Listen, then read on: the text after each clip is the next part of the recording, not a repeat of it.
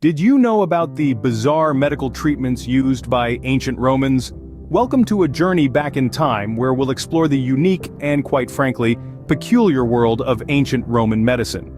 The Romans, innovative in so many ways, had their own unique approach to healthcare. This involved a range of treatments that, to us today, might seem more like magic potions or old wives' tales than serious medicine. From acne remedies involving crocodile meat to using roasted seahorses for incontinence, the Romans certainly didn't lack for creativity. But, as we'll find out, these treatments were not mere flights of fancy. They were based on the medical knowledge and beliefs of the time, however misguided they may seem to us now.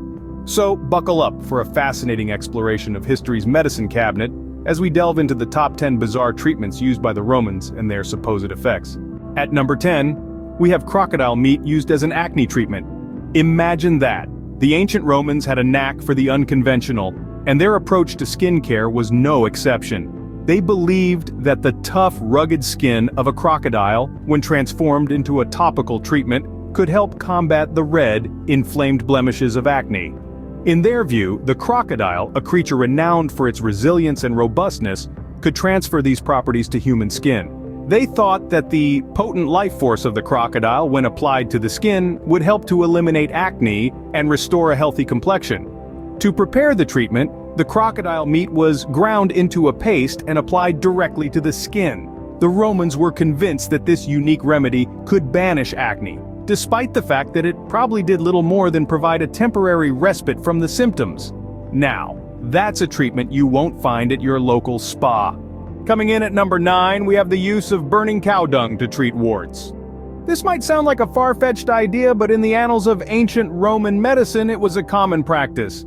The Romans believed that the smoke from burning cow dung had the power to banish these unsightly skin blemishes. Now, you might be wondering, why cow dung? Well, the Romans had a profound respect for the natural world and its cycles. They observed that cow dung, a waste product, could nourish the soil and bring about new life. They surmised that this transformative property could also work on the human body, turning a wart-ridden skin into a smooth surface. However, it's important to note that there's no scientific evidence to back up this claim. The power of cow dung to cure warts likely lay more in the realm of belief and superstition than in any actual medicinal property. Don't try this one at home. Number 8 on our list is the use of wolf's gall to cure constipation. Now, you may be wondering, what on earth is wolf's gall? Well, it's actually the bile from a wolf's liver, which the ancient Romans believed had curative properties. They thought that this bitter fluid could stimulate the digestive system and get things moving, if you catch my drift. The Romans were known to be resourceful, and their medical practices were no exception.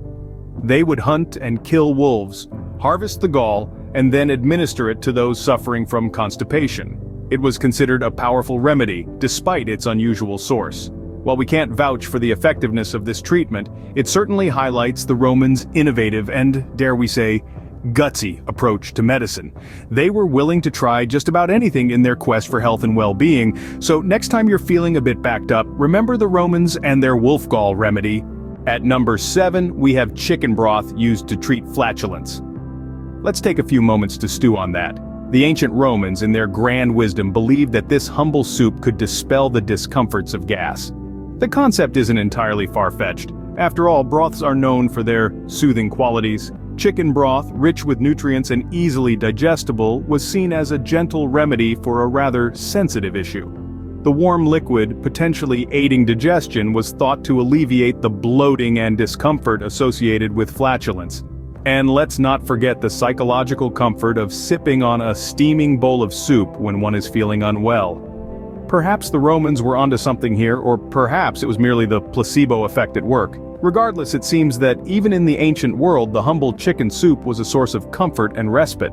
So, maybe there's something to this one. After all, who doesn't love a good bowl of chicken soup?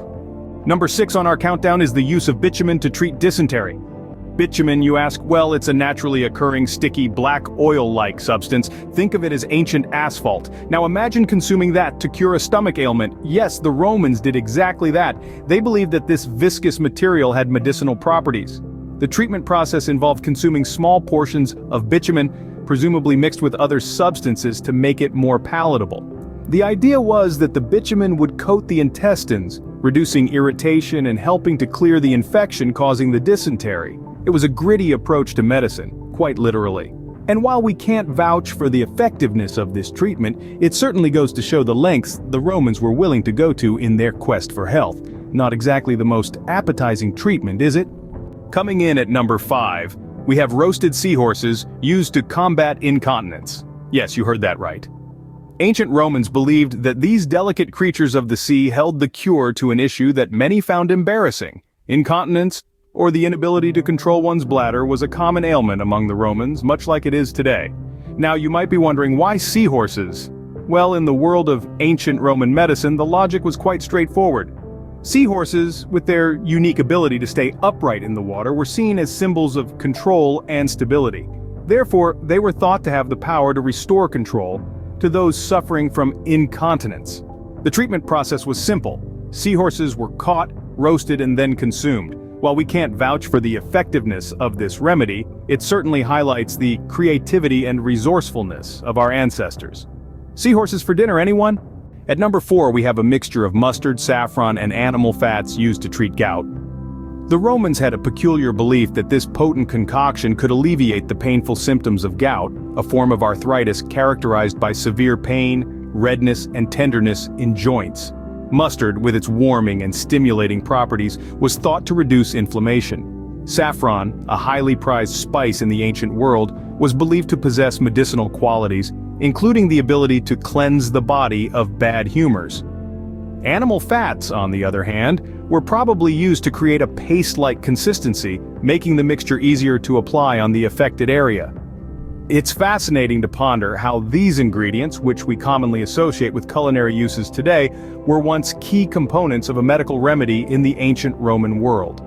The effectiveness of this treatment, like many others from the era, is questionable at best, but it certainly offers a glimpse into the ingenuity and resourcefulness of ancient Roman medicine. A potent mixture indeed! Number 3 on our list is the use of water from a skull to cure epilepsy. In the intriguing world of ancient Roman medicine, the belief was that diseases were often caused by evil spirits. To combat these malevolent entities, the Romans devised some truly hair-raising treatments. For epilepsy, a condition they didn't quite understand, they reached for the macabre. Water collected from a skull, preferably from a person who had met a violent end, was thought to possess potent, curative properties. The individual suffering from epilepsy would drink this water in the hope that it would drive away the evil spirits causing their affliction. The idea behind this was that the violent energy from the deceased would counteract and banish the disease-causing spirit. A chilling remedy, to say the least. Coming in at number 2, we have meat from an animal killed with an iron weapon used to treat epilepsy. Now, this might sound like a gruesome scene straight out of a gladiator's arena, but it was a common practice in ancient Rome. The Romans believed in the power of symbolism and thought that iron, a strong and durable material, could transfer its properties to the person consuming the meat.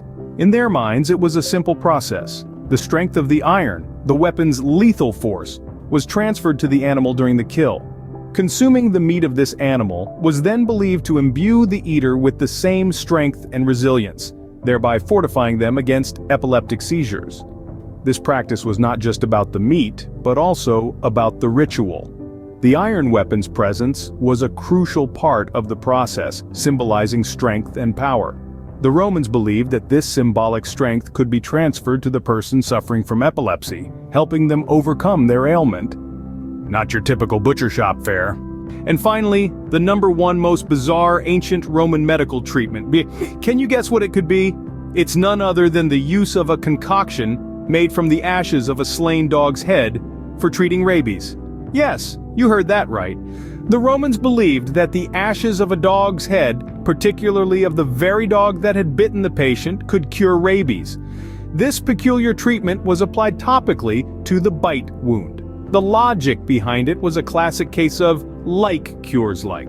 They believed that by applying dog ashes, they were fighting fire with fire, so to speak. The effectiveness of this treatment was, needless to say, questionable at best. But it does give us a fascinating glimpse into the lengths our ancestors were willing to go to combat diseases with the limited knowledge they had. We've come a long way since the days of ancient Rome, haven't we? Please subscribe to Unbelievable Top 10 for more fascinating countdowns.